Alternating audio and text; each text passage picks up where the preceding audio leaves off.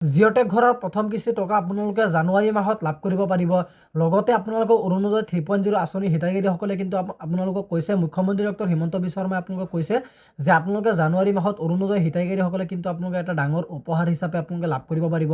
লগতে আপোনালোকৰ পিএম কিষাণৰ যিটো 22 নম্বৰ কিস্তি আছে, অৰ্থাৎ 22 নম্বৰ কিস্তিটো আপোনালোকে কেতিয়া লাভ কৰিব পাৰিব। আৰু যদি আপোনালোকে এই তিনিটা কাম 22 নম্বৰ কিস্তিত নকৰে, তেনেকুৱা ক্ষেত্ৰত কিন্তু আপোনালোকৰ সেই 22 নম্বৰ কিস্তিটো আপোনালোকৰ বন্ধ হৈ যাব। তাৰপিছত যিটো হৈছে সেইটো আপোনালোকৰ ই ৰিক্সাৰ কাৰণে কিন্তু আপোনালোকৰ 1 ডিচেম্বৰ তাৰিখৰ পৰা আপোনালোকৰ অনলাইনত এপ্লাই চলি আছিলে, আৰু বৰ্তমান কিন্তু আপোনালোকৰ 31 ডিচেম্বৰ তাৰিখলৈকে কিন্তু আপোনালোকৰ ই ৰিক্সাৰ কাৰণে অনলাইনত এপ্লাই সেৱাটো আপোনালোকৰ চলি থাকিব। আৰু 31 ডিচেম্বৰ পাছত কিন্তু আপোনালোকৰ এইটো ই ৰিক্সাৰ কাৰণে অনলাইনত আপোনালোকে আবেদন কৰিব নোৱাৰিব। লগতে কিন্তু আপোনালোকৰ মানে যিটো হেৰি আছে, আপোনালোকৰ ৰেচন কাৰ্ডৰ হিতাধিকাৰীসকলে কিন্তু আপোনালোকে জানুৱাৰী মাহত আপোনালোকে বহুত কম মূল্যত আপোনালোকে গোটেইখিনি বস্তু আপোনালোকে লাভ কৰিব পাৰিব। নমস্কাৰ বন্ধু আৰু বান্ধৱীসকল, আজিৰ এই ভিডিঅ'টোত আপোনালোকৰ লগত আলোচনা কৰিম কেইটামান আঁচনিৰ বিষয়ে, কেইটামান আমাৰ অসম চৰকাৰ আঁচনিৰ বিষয়ে। গতিকে আপোনালোকে ভিডিঅ'টো সম্পূৰ্ণ প্ৰথমৰ পৰা শেষলৈ চাব। আৰু এই ভিডিঅ'টোত আপোনালোকক পোনপ্ৰথমতে মই আপোনালোকক জনাই দিম যে আপোনালোকে যিসকলে জিঅ'টেক কৰিছিলে, তো জিঅ'টেক ঘৰৰ হিতাধিকাৰীসকলে আপোনালোকে 1 নম্বৰ অৰ্থাৎ প্ৰথম কিস্তি আপোনালোকে কেতিয়া লাভ কৰিব পাৰিব, কিমান টকা লাভ কৰিব পাৰিব। গতিকে আপোনালোকক যদি 1.5 লাখ টকাৰ ঘৰ থাকে, তেনেকুৱা ক্ষেত্ৰত কিন্তু আপোনালোকে 1,30,000 টকাৰ যদি আপোনালোকৰ ঘৰখন থাকে আৰু 20,000 টকা আপোনালোকক এক্সট্ৰাকৈ দিয়া হ'ব। গতিকে 1.5 লাখ টকাৰ যদি আপোনালোকৰ ঘৰখন লাভ কৰিব পাৰে, তেনেকুৱা ক্ষেত্ৰত কিন্তু আপোনালোকৰ 32,500 টকা আপোনালোকৰ প্ৰথম কিস্তি টকা হ'ব। আৰু প্ৰথম কিস্তি টকাটো কিন্তু আমাৰ মুখ্যমন্ত্ৰী ডক্টৰ হিমন্ত বিশ্ব শৰ্মা ডাঙৰীয়াই আপোনালোকক কৈছিলে যে জানুৱাৰী মাহত কিন্তু আপোনালোকে প্ৰথম কিস্তি টকা আপোনালোকে লাভ কৰিব পাৰিব জিঅ'টেক ঘৰৰ হিতাধিকাৰীসকলে। গতিকে 2 নম্বৰত মই আপোনালোকক জনাই দিম যে অৰুণোদয় 3.0 আঁচনি হিতাধিকাৰীসকলে আপোনালোকে জানুৱাৰী মাহৰ পৰাই কিন্তু আপোনালোকক কৈছিলে যে এবাৰ সদনত কৈছিলে অখিল গগৈ ডাঙৰীয়া মুখ্যমন্ত্ৰী ডাইৰেক্টলি কৈছিলে যে আপুনি কৈছিলে 3,100 টকাকৈ দিব বুলি, কিন্তু আপোনালোকে চোন দিয়া নাই 3,100 টকাটো। মুখ্যমন্ত্ৰী ডক্টৰ হিমন্ত বিশ্ব শৰ্মা কৈছিলে যে 3,100কৈ টকা আমি দিব পাৰোঁ। ইয়াৰ বিপৰীতে কৈছিলে যে আমি জানুৱাৰী মাহত যিসকলে অৰুণোদয় 3.0 আঁচনি হিতাধিকাৰী হয়, তো সেইসকলক কেৱল আমি এখন উপহাৰ দিম যাতে তেওঁলোকৰ মনটো সন্তুষ্ট হয়। সেইকাৰণে আপোনালোকক মুখ্যমন্ত্ৰী ডক্টৰ হিমন্ত বিশ্ব শৰ্মা কৈছে যে অৰুণোদয় হিতাধিকাৰীসকলে মানে সেই আপোনালোকে হেৰিটো আপোনালোকে লাভ কৰিব পাৰিব, সেই ব্যৱস্থাটো মুখ্যমন্ত্ৰী ডাঙৰীয়াই কৰিব আৰু আপোনালোকে কিবা এটা লাভ কৰিব পাৰিব। লগতে 3 নম্বৰত আপোনালোকক জনাই দিম যে আপোনালোকে যিসকলে পিএম কিষাণৰ হিতাধিকাৰী হয়, তো পিএম কিষাণৰ হিতাধিকাৰীসকলে যদি আপোনালোকে 21 নম্বৰ কিস্তিখন লাভ কৰিব পাৰিছিল, তেন্তে আপোনাৰ কাৰণে ভাল খবৰ। আপুনি 21 নম্বৰ কিস্তিটো লাভ কৰিছিল, আপোনালোকে 22 নম্বৰ কিস্তিটো লাভ কৰিবলৈ সাজু হৈ যাওক। আপোনালোকে কিন্তু ফেব্ৰুৱাৰী মাহতে কিন্তু আপোনালোকৰ মানে যিটো পিএম কিষাণৰ 22 নম্বৰ কিস্তি আছে, সেই পইচাখন আপোনালোকে লাভ কৰিব পাৰিব আপোনালোকৰ বেংকৰ একাউণ্টত। যদি আপোনালোকে এইখিনি কাম এতিয়ালৈকে কৰা নাই, বা আপুনি যদি চৰকাৰৰ চকুত আপোনালোকে ধূলি মাৰি আছে, অৰ্থাৎ আপুনি যেন অযোগ্য হিতাধিকাৰী হয়, আপোনাৰ নামত কোনো মাটি নাই বা হেৰি নাই, যদিও আপোনালোকে এতিয়াও পিএম কিষাণ হিতাধিকাৰী সকলে আপোনালোকে পিএম কিষাণ আঁচনিখন লাভ কৰি আছে, তেন্তে আপোনাৰ কাৰণে কিন্তু অত্যন্ত এটা বেয়া খবৰ।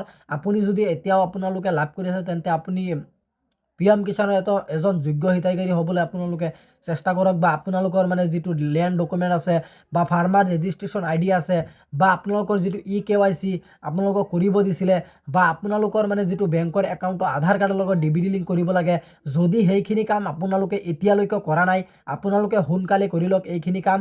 যদি আপোনালোকে নকৰে, তেনেকুৱা ক্ষেত্ৰত কিন্তু আপোনালোকৰ 22 নম্বৰ কিস্তিৰ পৰা আপোনালোকে বঞ্চিত হৈ যাব। আৰু যিটো ভেৰিফাইড লিষ্ট থাকিব, সেই ভেৰিফাইড লিষ্টখনৰ পৰা কিন্তু আপোনালোকে ডাইৰেক্টলি নামখন কটা যাব। তাৰপিছত মই আপোনালোকক জনাই দিম 4 নম্বৰত আমাৰ মুখ্যমন্ত্ৰী ডক্টৰ হিমন্ত বিশ্ব শৰ্মা বা অসম চৰকাৰৰ তৰফৰ পৰা কিন্তু আপোনালোকক কৈছিলে যে আপোনালোকে ই ৰিক্সাৰ কাৰণে কিন্তু অনলাইনত এপ্লাইটো কিন্তু আপোনালোকৰ 2025 চনৰ ডিচেম্বৰ মাহৰ 1 তাৰিখৰ পৰা আপোনালোকৰ ই ৰিক্সাৰ কাৰণে অনলাইনত আবেদন প্ৰক্ৰিয়া কিন্তু আপোনালোকৰ আৰম্ভ হৈছিলে। আৰু সেই আবেদন প্ৰক্ৰিয়াৰ অন্তিমটো সময়সীমা আপোনালোকৰ বান্ধি দিয়া হৈছিলে, আৰু অন্তিমটো আপোনালোকৰ সময়সীমা আছিলে আপোনালোকৰ 31 ডিচেম্বৰ তাৰিখলৈকে। গতিকে যদি আপোনালোকে এতিয়াও এজন যোগ্য হিতাধিকাৰী হয়, যদি আপোনালোকে 5ম মান শ্ৰেণীলৈ আপোনালোকে পঢ়িছে, মোটামুটি আপোনালোকে যদি 5ম মান শ্ৰেণীলৈ পঢ়িছে, তেনেকুৱা ক্ষেত্ৰতো কিন্তু আপোনালোকৰ এতিয়া হাততো আপোনালোকৰ 2ৰ পৰা 3 দিনমান বাকী আছে, আপোনালোকে কিন্তু আবেদন কৰিব পাৰিব। গতিকে যদি আপোনালোকে আবেদন কৰে, তেনেকুৱা ক্ষেত্ৰত কিন্তু আপোনালোকে 1,50,000 পৰা 2 লাখ টকাৰ কিন্তু আপোনালোকে ই ৰিক্সাখন আপোনালোকে লাভ কৰিব পাৰিব বিনামূলীয়াকৈ যদি আপুনি পঞ্চমমান শ্ৰেণীলৈ পঢ়িছে। এতিয়া কিন্তু আপোনালোকৰ এটা মানে ফ্ৰী চলি আছে, আপোনালোকে ফ্ৰীতে লাভ কৰিব পাৰিব ই ৰিক্সা। আৰু যদি আপোনালোকৰ হাতত কেৱল আপুনি যদি পঞ্চমমান শ্ৰেণীলৈ পঢ়িছে তেন্তে আপোনালোকে এপ্লাই কৰিব পাৰিব। ইয়াৰ লগতে আৰু এখন আপোনালোকক ইম্পৰ্টেণ্ট কথাটো মই আপোনাক গুৰুত্বপূৰ্ণ খবৰটো মই আপোনালোকক জনাই দিওঁ। যদি আপুনি পঞ্চমমান শ্ৰেণীলৈ পঢ়িছে তেন্তে বা আপোনালোকৰ পঞ্চমমান শ্ৰেণীলৈ পঢ়া থাকিলে আপোনালোকে লাভ কৰিব পাৰিব ই ৰিক্সা। ই ৰিক্সাৰ কাৰণে আপোনালোকে অনলাইনত এপ্লাই কৰিবলৈ হ'লে আপোনালোকৰ কিন্তু এখন ডকুমেণ্টছ লাগিব, সেইটো হৈছে আপোনালোকৰ মানে ড্ৰাইভিং লাইচেন্স। পোনপ্ৰথমতে কিন্তু আপোনালোকে এপ্লাই কৰিবলৈ হ'লে কিন্তু আপোনালোকৰ পোনপ্ৰথমতে ড্ৰাইভিং লাইচেন্স লাগিব। যদি আপোনালোকৰ ই ৰিক্সাৰ কাৰণে অনলাইনত এপ্লাই লাগে তেন্তে আপোনালোকে মোক কমেণ্ট বক্সত জনাবলৈ নাপাহৰিব।